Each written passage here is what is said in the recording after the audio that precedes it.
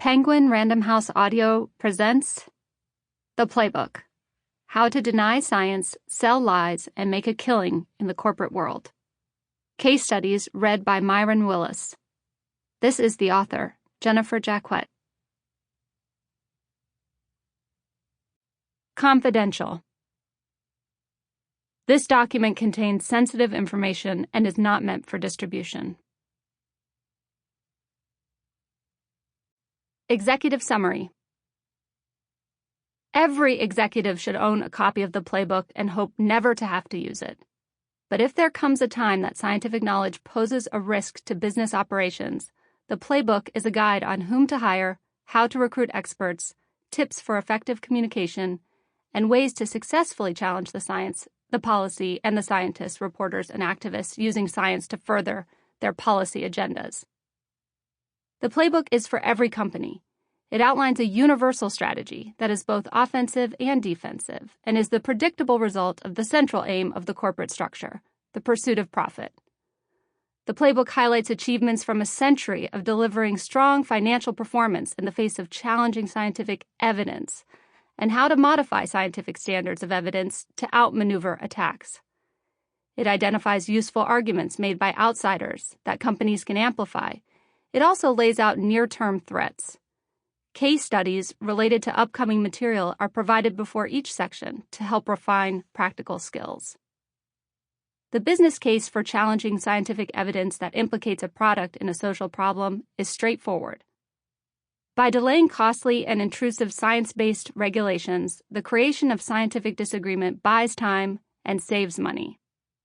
As with many other cost-saving operations that are perfectly legal but are nevertheless socially undesirable, such as cutting wages, moving manufacturing to countries with fewer regulations, using offshore tax havens, the unmaking of scientific agreement must be treated with discretion.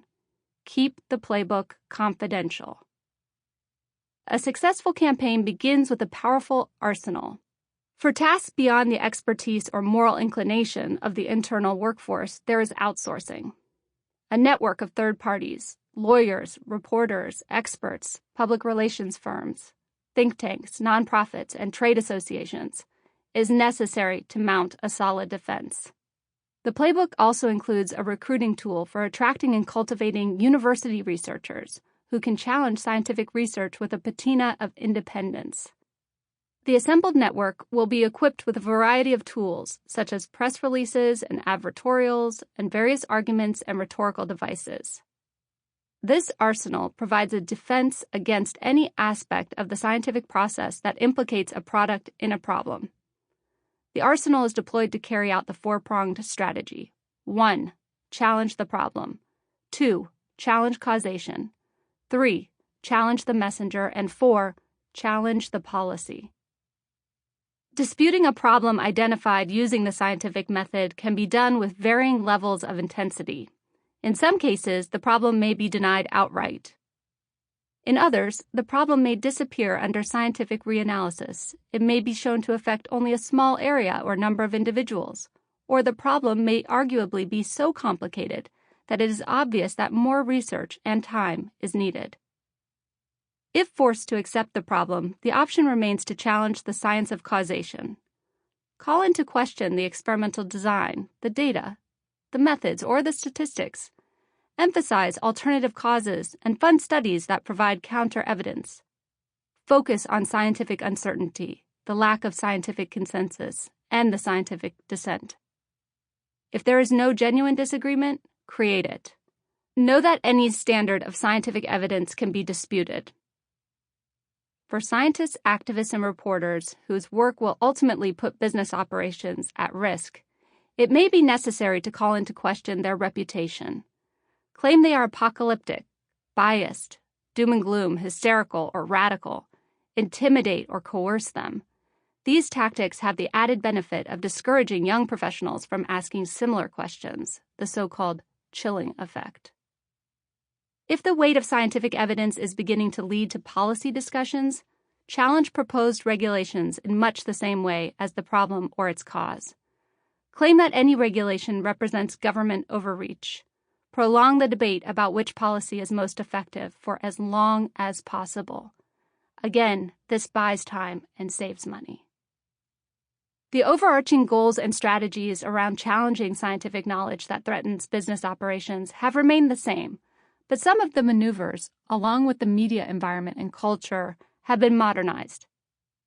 Many of the activities that companies previously carried out themselves are now subcontracted to public relations firms, law firms, and trade associations, similar to how manufacturing companies have sold off the parts of their supply chain with the greatest liability to middlemen. The playbook will inspire thinking on how circumstances might change yet again. There will also be opportunities to boost independent arguments that reinforce the position that government regulation is difficult, damaging, or futile. For instance, independent experts unrelated to any business or industry may claim that some problems, like climate change, are too complex to solve. Others may insist that policy inaction is the result of various failings by scientists, such as their lackluster communication skills. These outside ideas help buttress the mission to postpone regulatory action.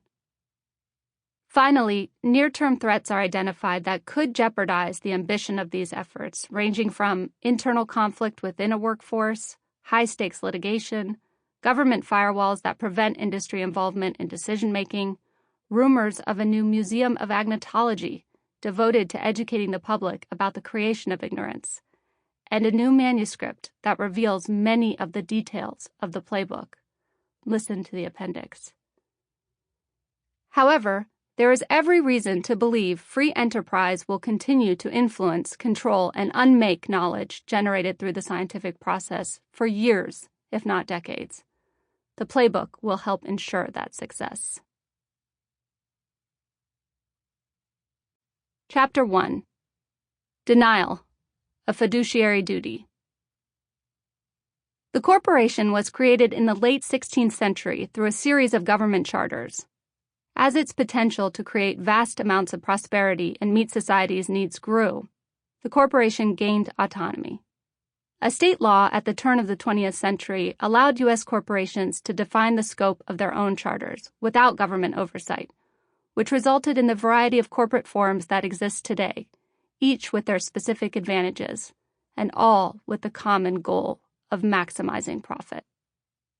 The modern corporation is the backbone of the economy, with its employment, tax base, and unparalleled wealth creation for shareholders, executives, and charities. The corporation is responsible for the economies of scale of assembly lines, the implementation of the Green Revolution, the efficiency gains from cheap energy, and the public health improvements from the innovation and manufacturing of life-saving devices and medicines, including vaccines. Many believe there is no force more powerful to solve any crisis that humanity faces. The corporation cultivates an image as human, benevolent, and socially responsible, although its core purpose is the pursuit of profit. Professors may debate the extent of the corporation's legal obligations to maximize profit, but there is no doubt that financial returns are the primary expectation of shareholders and executives. The corporation can voice public support for other social values, but that support cannot come at the expense of the fundamental responsibility of financial performance.